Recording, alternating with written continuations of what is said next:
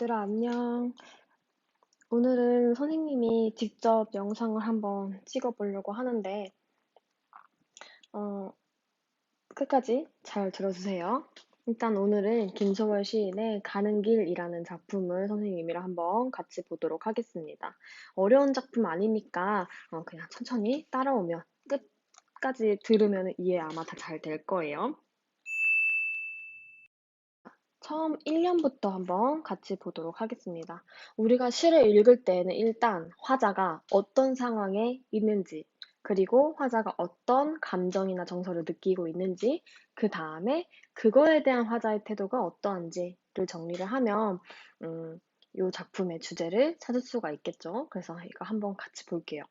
처음부터 보니까 화자가 지금 어떤 상황인지, 그리고 어떤 감정을 느끼고 있는지 다 드러나고 있는 것 같아. 자, 일단 화자는 어떤 상황 속에 있을까? 그립다 말을 할까? 하니 그리워. 그다음 그냥 갈까? 그래 다시 더 한 번. 이렇게 얘기하고 있는 걸 보니까 화자는 그치 이별 중에 있는 상황인가 봐.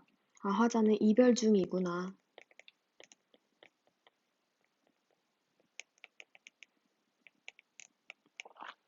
그립다 말을 할까? 하니 그리워. 그럼 화자는 지금 정서가 어떤 정서를 느끼고 있다, 심정이? 그치. 그리움의 정서를 느끼고 있구나. 그럼 다 나왔네. 사실은 첫 번째 부분만 봐도 화자가 어떤 이별의 상황에서 임에 대한 그리움을 드러내고 있구나, 라는 거 우리 바로 알 수가 있겠죠. 그래서 이거는 화자의 심정이 되는 거고.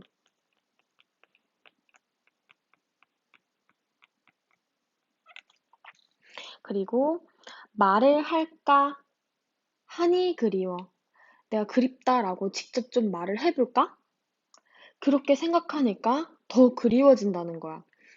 우리도 막 누구 좋아하거나 할 때, 아, 나 쟤 좋아해. 속으로만 생각하고 있는 거랑 내가 주변 애들한테 나 쟤 좋아하는 것 같아. 얘기하고 나면 괜히 더 마음이 커지는 것처럼 화자가 지금 그런 상황이지 않을까 싶어. 그립다라고 말을 할까 하니까 그런 생각만 해도 더 그리워진다는 거지. 근데 여기서 지금 사용되고 있는 표현법 하나를 같이 보면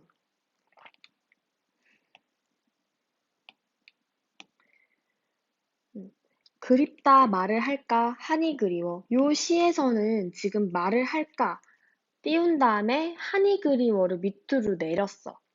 근데 원래라면 우리가 요렇게 쓰겠지. 그립다 말을 할까 하니까 더 그립다 이런 식으로 여기에서 끊어야지 보통 일반적인데 왜 이 시인은 요렇게 여기에서 애매한 부분에서 이 시를 끊어서 했을까를 생각해 보면 요 두 표현의 차이점을 생각해 보면 우리가 바로 파악할 수가 있을 것 같아. 그립다 말을 할까 하니까 그립다. 그럼 그냥 여기 딱 표면적인 의미밖에 전달이 안 될 거야. 근데 우리가 요 시에서처럼 그립다 말을 할까 하니 그리워 하면 말을 할까에서 한 번 더 끊어가지고 생각을 하니까 말을 해볼까 하고 망설이는 감정이 한 번 더 생각을 할 수 있고 그렇게 하니까 더 그립다 하면서 그리움을 심화시켜서 심정을 고백할 수도 있는 거지. 그래서 이러한 표현법을 의도적으로 행을 나눠가지고 표현하는 이 표현법을 행간걸침이라고 해. 이 한이가 원래는 여기에 들어와 있어야 하니까 요거는 행간 걸침이라는 표현법이 사용된 거고, 의도적으로 행간걸침을 사용을 함으로써 화자의 망설임의 감정을 더 표현한 거야. 왜? 여기에서의 시간적 거리감이 생기니까 말을 할까? 하고 고민하는 시간적 거리감이 생기니까. 그래서 정리를 하면 시간적 거리감을 줌으로써 오히려 더 화자의 그런 망설임의 감정을 극대화시킬 수 있다는 거야. 그립다는 말을 할까 생각하니까 그리움이 더 사무치는 지금 그런 상황. 1년 정리하겠습니다. 그리고 2연을 한번 보면 그냥 갈까? 그래도 다시 더 한 번. 계속 지금 시작하자 그냥 갈까? 그렇게 했다가 그래도 뭔가 다시 더 한 번 점점점 하고 있는 상황인 거지. 그래서 한번 다시 정리를 하면 이 상황은 그냥 갈까? 말까? 계속 이 사람은 시적 화자는 내적 갈등을 겪고 있는 거야. 속으로. 어떻게 하지? 고민하고 있는 거지. 그래도 다시 너 한번 점점점 보통 이렇게 맨 마지막에 점점점 있으면 이거 뭐라고 표현하지? 그치? 여운이 형성된다고 하지. 여운과 시적 화자의 미련의 감정이 드러나고 있는 거지. 그래서 3년 넘어가기 전에 1년이랑 2년을 보면 1, 2년 둘 다 지금 뭐에 대한 이야기를 해주고 있다고 볼 수가 있지? 그치? 1년이랑 2년은 둘 다 지금 화자의 내적 감정이 내면 심리가 위주로 서술되고 있는 거야. 그래서 여기를 내면 심리라고 정리를 할게. 그리고 3년으로 한번 넘어가 보자.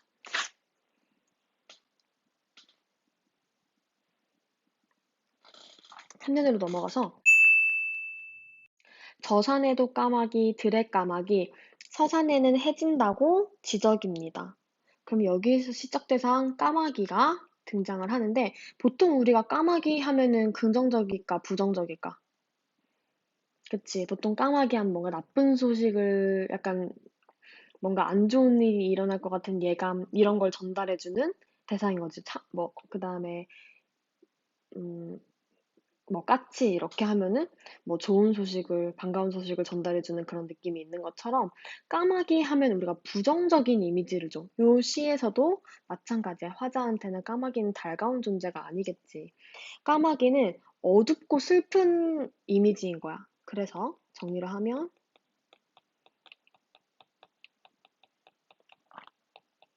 그리고 이 까마귀가 지금 어떤 거를 지금 우리한테 전달을 하는지를 보면 서산에 해진다고 지적인데 서산이가 서쪽에 있는 산, 해가 서쪽으로 지겠지. 그러면 저녁 뭔가 우리가 헤어져야 하는 그런 시간이 다가왔다는 걸 이야기를 해주는 거야.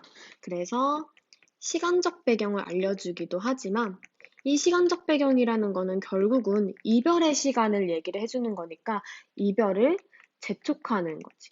누가? 까마귀가. 그러면 이 까마귀는 이별의 분위기를 조성해주는 애구나. 이별의 분위기 조성.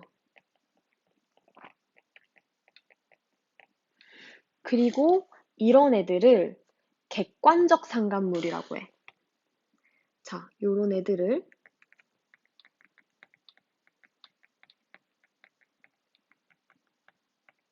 객관적 상관물이 뭐냐면 화자의 정서를 간접적으로 전달해주는 사물이나 대상이나 자연물들을 이야기를 해주는 거거든. 그래서 객관적 상관물 여기다 적을까? 이렇게.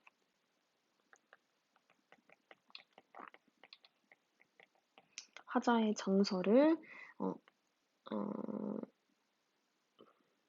자리가 부족하네. 다시.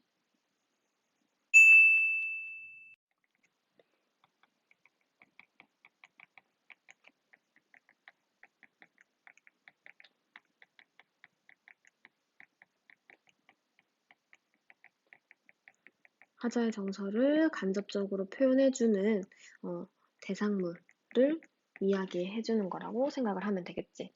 그래서 계속 까마귀는 시간 다 됐다, 우리 지금 이별해야 되는 상황이다라고 알려주는 존재고 그 다음 사연 봤더니 또 강물이 등장을 하네. 그럼 여기서 이제 강물도 한번 볼게. 강물. 앞강물, 뒷강물 흐르는 물은 어서 따라오라고 따라가자고 흘러도 연달아 흐릅디다려. 그러면은 강물도 지금 보니까 어디를 계속 가자고 가자고 따라오라고 따라가자고 얘도 지금 뭐 하고 있는 거야? 똑같이 까마귀랑 똑같이 이별을 재촉해주고 있는 상인 거지. 그러면은 계속 까마귀가 재촉하고 강물이 재촉하면 화자는 지금 어떤 감정을 느끼겠어? 그러면 뭔가 안타깝고 더 그립고 그런 감정을 느낄 거 아니야. 그러니까 까마귀랑 강물을 똑같이 객관적 상관물로 볼 수가 있는 거야. 흐르는 물. 그러니까 우리가 물이 흐르는 거는 막을 수가 없잖아, 우리가. 시간의 흐름은 어쩔 수 없이 일어나는 거야. 그래서 강물은 시간의 흐름을 나타내는 소재이면서 똑같이 까마귀라 이별의 이미지를 지니는 소재. 그리고 강물, 원래 물 자체가 이별의 이미지를 상징하는 경우가 많아. 옛날부터. 그래서 어서 따라오라고 따라가자고 이것도 이별을 재촉하고 있는 거. 흘러도 연달아 흐릅디다려.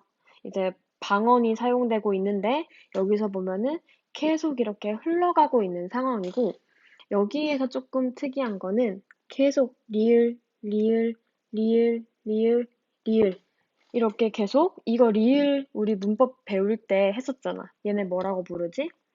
유음. 유음 가지고 당연히 할 수 있는 거, 운을 형성하는 거, 리듬감 형성하는 거랑 그 다음에 흐르는 느낌, 흐를 유자잖아. 흐르는 느낌을 좀 더 효과적으로 표현할 수 있는 거야. 이렇게 리을 소리를 음운을 많이 사용하게 되면. 그래서 강물의 흐름을 보다 효과적으로 표현하고 있다.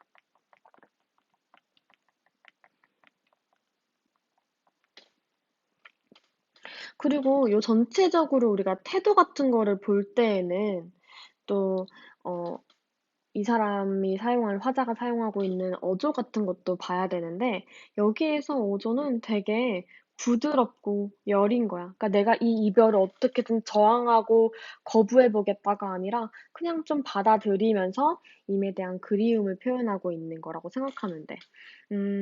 그리고 우리가 앞에서 내면 심리라고 정리를 했으면, 1년이랑 2년이 3연이랑 4연 같은 경우에는 뭐라고 정리할 수가 있냐면 화자가 처해 있는 지금 외부 상황들을 이야기하고 있는 거야. 그래서 외적 상황이라고 정리할 수가 있겠지. 그리고 또 다시 정리를 하면 이런 구성을 뭐라고 하냐면 선, 정, 후, 경의 구성이라고 해. 선, 정, 후, 경. 이게 무슨 말이냐면 먼저 정서에 대해서 이야기를 하고 후에 나중에 뒤에서 경치, 외부에 대해서 외적 상황에 대해서 이야기를 한다. 이런 내용이거든? 그럼 반대로 먼저 외부 상황에 대해서 이야기를 하다가 나중에 화자의 정서에 대해서 얘기를 하면 뭐라고 할까? 그치? 선경 후정이라고 하겠지. 그래서 요거는 시를 읽었을 때 정서를 먼저 얘기를 하는지, 그 다음에 외부 상황, 외적 상황을 먼저 이야기를 하는지에 따라서 선경 후정이 될 수도 있고 선정 후경이 될 수도 있고 그 상황에 따라서 판단을 하면 됩니다. 그리고 또 이제 정리를 하면 음, 요 선정 후경 이 상황 자체가 서로 지금 대조적인 상황인 거야. 나는 지금 내적 갈등을 느끼고 그리움과 망설이는 상황인데 외부에서는 빨리 헤어지라고 재촉하는 상황이니까. 그럼 이게 대조를 한다는 건 뭔가를 강조한다는 거겠지. 뭘 강조하는 걸까? 그치. 화자의 지금 그리움과 망설임의 감정을 더 강조하고 있다고 정리할 수 있겠지.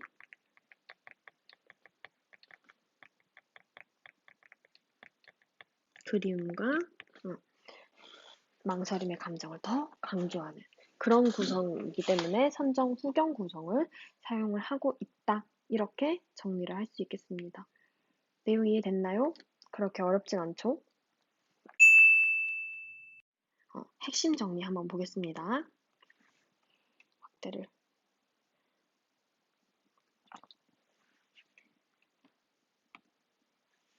갈래는 자유시, 서정시. 이건 맨날 나오는 거. 전통적이고 민요적이고 이거 같은 경우에는 김소월 시인의 특징이야. 그래서 뭔가 민요적인 율경을 가지고 있고 그 다음에 임과의 이별이라는 우리 전통적인 한에 대해서 이야기를 하고 있으니까 전통적이고 민요적이다 이렇게 얘기를 하고 애상적이다 슬픔의 감정이 들어가 있다 서정적이다 임과의 이별의 상황에 대해서 이야기를 하면서 요거 같은 경우에는 내재율이라는 거를 가지고 있는데 사문보야. 어떻게 사문보냐면 같이 볼까?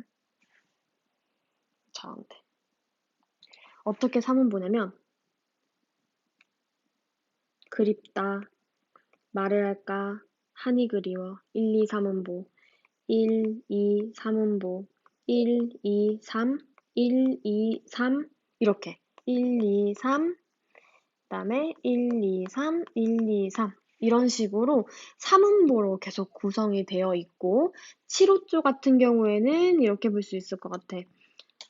하나, 둘, 셋, 넷, 다, 여, 일곱, 7 하나, 둘, 셋, 넷, 다, 5 이렇게 글자 수를 7호조로 맞추고 있다는 거. 뒤에도 보면 조금 예외인 구성이 있겠지만 거의 대부분의 다 7호조, 민요조역인 유인격을 가지고 있는 부분들이 있으니까 그렇게 운율은 확인할 수 있을 것 같아. 그래서 7호조의 민요조 유격을 가지고 있고 주제는 이별의 상황에서 아쉬움을 느끼고 임에 대한 그리움을 느끼고 있는 거. 그 다음에 선정, 후경의 구조를 취하고 있고 유음과 비음을 사용해서 음악적인 효과, 운율을 형성하고 있는 부분 그리고 아까 정리했다시피 얘가 일로 정리했다시피 객관적 상관물, 까마귀, 강물을 통해서 화자의 그런 정서, 뭔가 이별의 상황에서 안타까움의 정서를 우리가 확인할 수 있었고, 시행의 길이와 어조로 화자의 심리를 표현함. 이거는 무슨 말이냐면, 일단 시행의 길이는 이런 거야. 시행의 길이는, 선정 부분, 1년이랑 2연 부분을, 이 부분을 한번 보면은, 다시 다른 색깔로, 이 부분을 한번 보면은, 한 행 자체가 1행, 2행, 3행, 요 행 자체가 시행의 길이 굉장히 짧아. 그리고 뒤에 후경 부분을 보면은 1년이랑 2년에 비해서 굉장히 길게 지금 시행이 배치가 되어 있는 거지. 이렇게 한 행에 이렇게 그러니까 1년이랑 2년 같은 경우에는 하는 번씩 배열을 했고 그 다음에 밑에 후경 부분 3년 4년 같은 경우에는 한 행이 3음보 정도로 되게 지금 이루어져 있는 것 자체가 이게 어떤 효과가 있냐면 이렇게 읽어야 돼. 그립다. 말을 할까. 한이 그리워. 한 줄 자체가 우리가 읽는 한 행 자체가 읽는 속도가 같다고 생각을 하면 되거든. 그러면 우리가 앞에 있는 부분 좀 더 천천히 읽게 되고 뒤에 있는 부분은 더 빠르게 읽게 되겠지.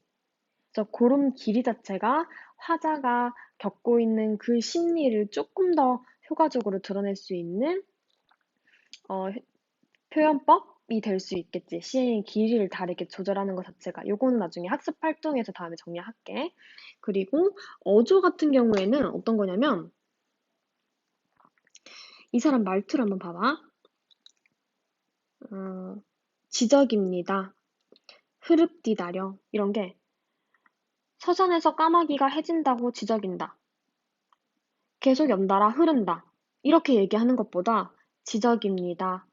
흐릅디다려. 이렇게 표현하는 게 조금 더 부드러운 느낌을 준다는 거야. 그래서 어조는 좀 부드럽고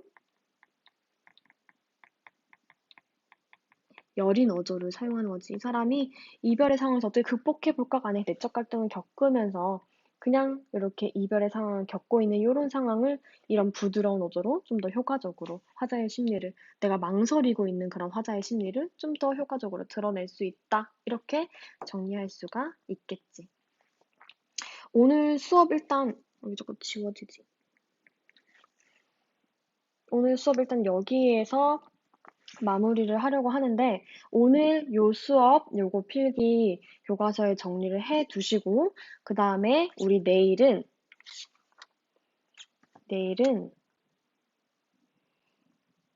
다음 시간에는 정호승 슬픔이 기쁨에게 요거 1시간 듣고 그 다음에 세 번째 시간에 선생님이랑 같이 학습 활동 있는 거 정리하도록 할게요. 여기까지 듣느라 고생 많이 하셨습니다. 그럼 수업 끝낼게요.